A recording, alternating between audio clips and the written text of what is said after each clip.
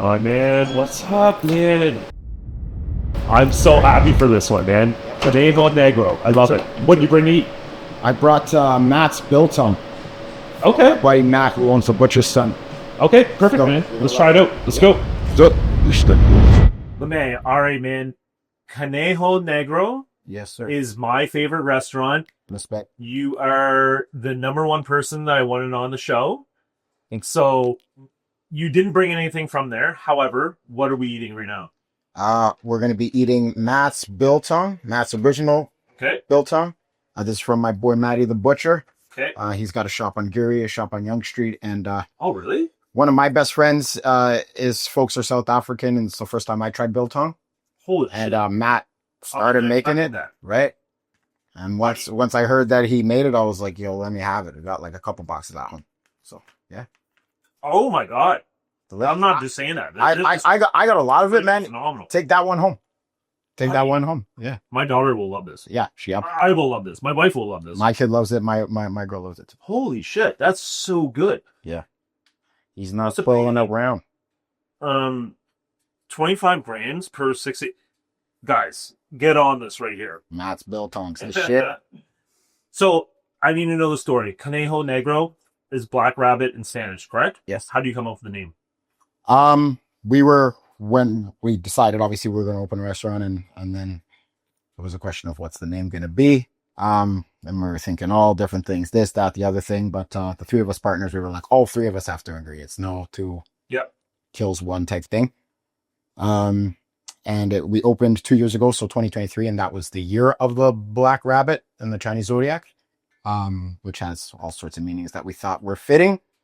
And so Diego was like, let's call it Black Rabbit. And I was like, that sounds like a pub, you know? And unfortunately, these days and times, people don't really read or do research. That everything is like instant gratification. They hear something, and if it sounds like a pub to them, they're like, I don't feel like a burger and wings tonight. So they wouldn't look into it. I was like, it has to have something that's a little more captivating and is going to make people be like, what is that? So he's a Spanish speaking. I said, how do you say that in Spanish? And I guess it's Spanish name. Like that. Took him a couple seconds. He was like, Conejo Negro. And I was like, that sounds dope. And then we agreed on that. So it's you, Diego, and then your wife, right? Yeah. And your wife makes the menu? Yeah. Diego is more of like the drinks. Me and Diego are the front of house Okay. and do divide duties depending wherever our strengths are. Diego came up with our cocktail list. He's an excellent bartender. I'm not a good bartender. I can make you a drink. I don't make you a drink the way I want to make a drink, and it'll probably fuck both of us up real quick. So Alicia does the food. Me and Diego are our front of house. So you and Diego grew up together? Is Yeah. that, and then when did you meet your wife? Like, are all three of you friends before that, or? No, Okay. my wife's a little bit younger than we are. Diego and I are the same age. I met her through mutual friends, like some time ago, but like just like in passing, and then we met again and hit it off. What was it like opening up your own business? It was fun. It was interesting. It's still fun and interesting. There's different things all the time. There's always something, you know. And that's how it was opening. You think, okay, we're gonna buy this business. It's gonna be this much, and you know, and then we're gonna get people in, and we're gonna cook for them. They're gonna love, and it's gonna be great. Obviously, there's so many different things you need to do. You know, you look at we had to look at a bunch of places first of all. Well, first of all, we had to come up with a concept. Yep. So there was that. Then once we sort of came up with a concept, it was like, okay, well, let's start trying things out. So we would have all these like tastings at my house or Diego's house, and like have friends over and just sort of test things out. And then once we kind of were like, okay, we think we got like a bunch of stuff that's going to work. Then I was like, okay, well, we got to find a place. And then we were, you know, going all over the place. We're Diego and I are from like the west side of Toronto. My wife grew up, she's from Mississauga, but then grew up in the East End, but we live like west. So we kind of wanted to open a place like where we're familiar, where like all of us and our friends grew up. And we ended up being able to do that, but we looked everywhere. We were like, we want to find a nice spot. We want to find a place where there's going to be traffic and people are going to be coming by, obviously. We weren't looking for like a hidden gem geographically. You know I get it. Yeah. It Might be like you don't know about the place, and then when you stumble upon it, you're like, this is great, but we didn't want it to be like you got to go behind God's back to find it. Yeah. So there was looking at places, which took a long time. There was a place that we really wanted. We like put in a bid. It's almost like we got it, and then at the last minute, somebody outbid us. Where was this? It was actually the sister restaurant to what our restaurant was. So our restaurant was Buono. And so we looked at a Buono on Ronci and also at Conejo Negro or the Buono on I'm College. so glad that didn't work out because I live right beside you guys, and I would have probably not known. Not come by. Yeah. I'm so glad it didn't work out either because Ronci's like beautiful strip, but it's like crickets at night, you know? Yeah. So, but we just loved the space and it had like this big back room and I'm like, it's private events, We had a vision for it, but didn't work. But this has worked out, I think, much better. So It's worked out so good. Like everyone, so we had for strong qualities, right? We had everyone in. You had us all in. We had like 22 trainers in there. A couple of them had been there before. yeah, After they left, do you know that almost every single one of them brought their boyfriend or husband or partner back to Amazing. try different stuff on the menu, right? Like that fried chicken. Like I'm telling you, the fried chicken, the shrimp. The firecracker shrimp, my daughter, the pork tacos, crushes, crushes, and then she's a good little eater. Buddy, she eats better than I do. Like actually, like I'm like, oh, I just ate like 2,000 calories. I look at her, I'm like, oh, she probably ate like 2,400 calories, right? Well, you see it, right? Yeah. She gets busy. I love it. Yeah. It's so good, but it also has that like mixture, right? Like I don't mind bringing my kid there early, obviously not like late at night, right? Yeah. But it's like a spot where you can do that, but at the same time, it's like community feel, community vibe, and like the vibes you guys just have there is just like, man, I just love it. Like I just love that restaurant more than anything, right? So like, who comes up with like, goddamn, my chain's on fire. Oh yeah, you're probably hot as hell. Oh yeah. Well, I need to link up a bib Conejo Negro. right now. Oh no! Look at that first time ever on the show. This right here, hey, I have improvise. So who makes the playlists? Diego runs music usually. Yeah. But we use a variety of things. Like we'll do Spotify. We do certain things on YouTube. Yeah. We create our own playlists. Thursdays, my buddy DJ Nana comes and spins. Nice. He's crazy nice with it. So that's always dope. He was doing Sundays and then we sort of switched it over to Thursdays. And we play different stuff. Like it's not like it has to be this. Like we do have sort of a range. Yeah. But we like to flip it up a bit. What kind of lesson have you learned by opening up your own business? Like, what's one thing that you were like, oh shit, I never knew about that? Nothing. I couldn't say there's any one particular thing where I'm like, oh, thank you so much. Yes, bro. Got you. One particular thing where I'm like, I would have never known this. It's pretty much common sense. I would say if you have common sense, then you understand how things are going to go if you plan appropriately, for every day and every week and what you need to get done and what your expectations are. Yeah. Then things kind of fall in line. There's always something, you know what I mean? It's the end of a busy night and you're like, oh, this is perfect. Like, can't wait to go home. And then you're doing your last checks and, you know, something's exploded in a fridge or a toilet's been left running by somebody and all of a sudden you got to mop up or something like that. You know what I mean? Yeah. But so long as you are aware that these things can occur and you sort of implement solutions for every problem that occurs. So when something happens, we figure out what it is, we get to the bottom of it, we figure out the fastest way of remedy.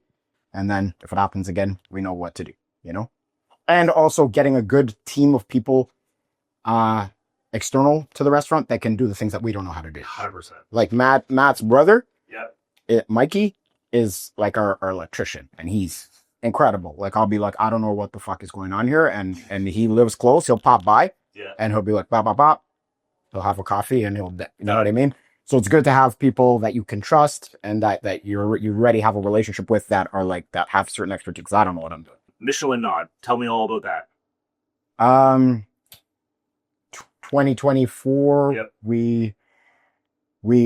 I don't know. You don't know when these people come in, right? Like I said, like secret shoppers. And we got hit up and they were like, there's so many emails, bro. Like, there's always something. It's either people need reservations, you're on that, there's bills. I'm texting you all the time. You're just like, hey man, yeah, a lot of communication, which is fine.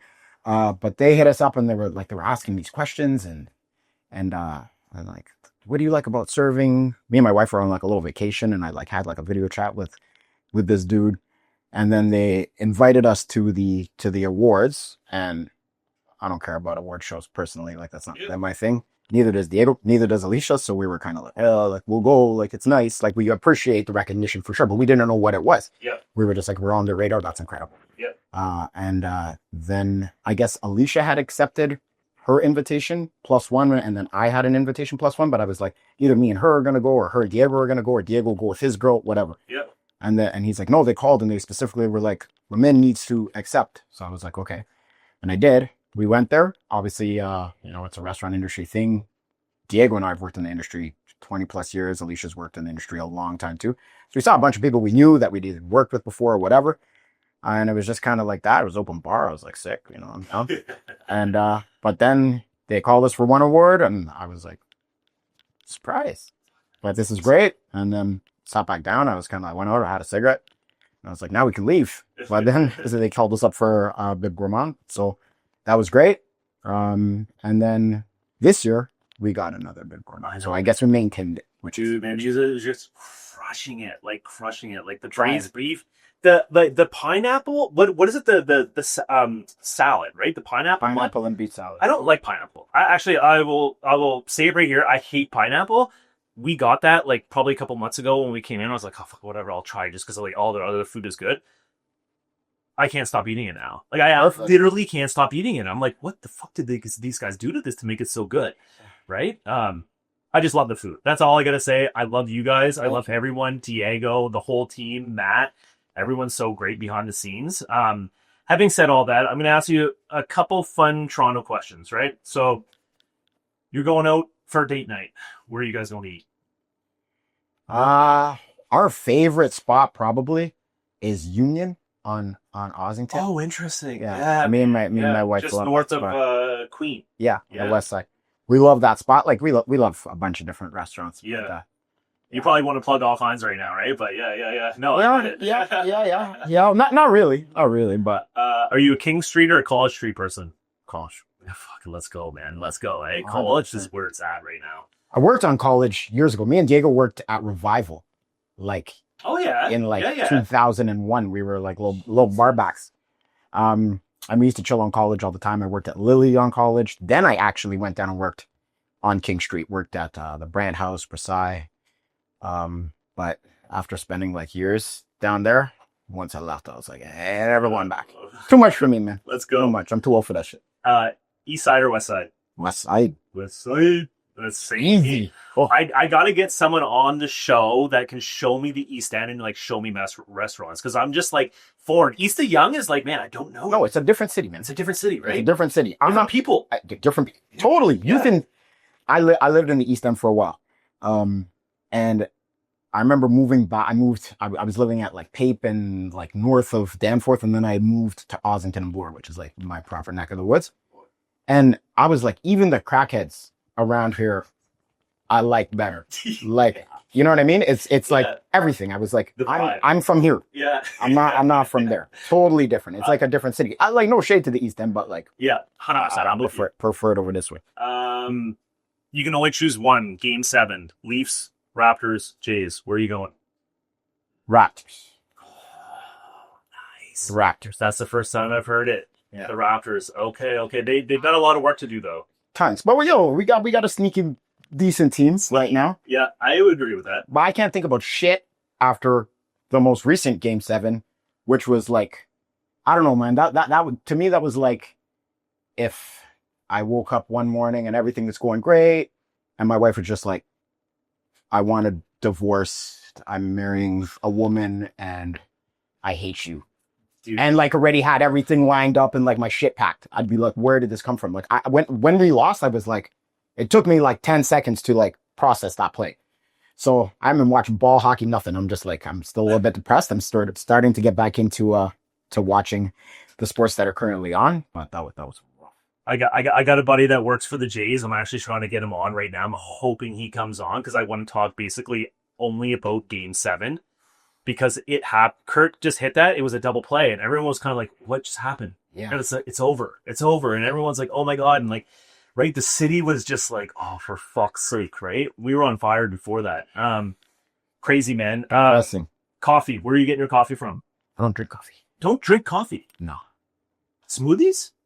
My wife makes me smoothies. What? Oh man, she's so good. I don't even know what you put in it. It tastes like milkshakes. Buddy, I married her brother just to get in the family so she can cook for me. Bro, that's how she bro, is you. Come by, chill at the crib. Come chill at the crib, man. She loves to cook. Like, she'll be like, can I make you something? She'll be like in a rush and be like, oh, I'll make you breakfast. And I'm like, nah, like you're supposed to leave in 5 minutes, 10 minutes. That's going to take you forever. And she's like, no. And she'll make me like an omelet better than I could ever imagine making myself, like that. And she's like, oh yeah, it's in front of the TV. I love it. Thank you. I try to, every interview, I try to end with one question. Is there anything that you would like to ask me? How's business going? How's family? Good balance, or you have to work a bit? It's tough, man. It's tough. Like if I'm going to be like completely like honest with you, it's tough. Every Saturday I'm with my daughter. I make sure Saturdays there's no work, there's no nothing. So I'm taking her to acrobatics, I'm taking her to volleyball. Yeah. Anything she got to do, we're going out for lunch, we're going to watch a movie. Yeah. That's every Saturday. And I always try to be home for dinner every single night. I think it's really, really important. It is. Super important. I'm not the best at it, but I'm like, I would say I'm like 80%, right? Yeah. So family to me, having that meal with the family is so important to me. And then you ask how business is going. Yeah, it's ebbs and flows, man. You probably know, right? Like it's always ebbs and flows. But at the end of the day, it's just like, I know my products are good. So it's just like, that's it. Just focus on me, right? I can't worry about the outside noise anymore. 100%. Right? Yeah, I'm of a very similar mind. Fuck, man. I love it. Yeah. Dude, this has been a pleasure. Yeah, this shit right here. No, I take that. No. Take that home for your daughter, like a fresh pack. For sure. Once you open it, put it in the fridge. Yeah. But like that one, you can just keep out and I'm gonna call out right now, Diego, you're coming on here too. You guys got to be on here. We got to go, right? So he said it, not me. All right, man. Thank you so much. Thank you so much. Yeah. I made it the whole time.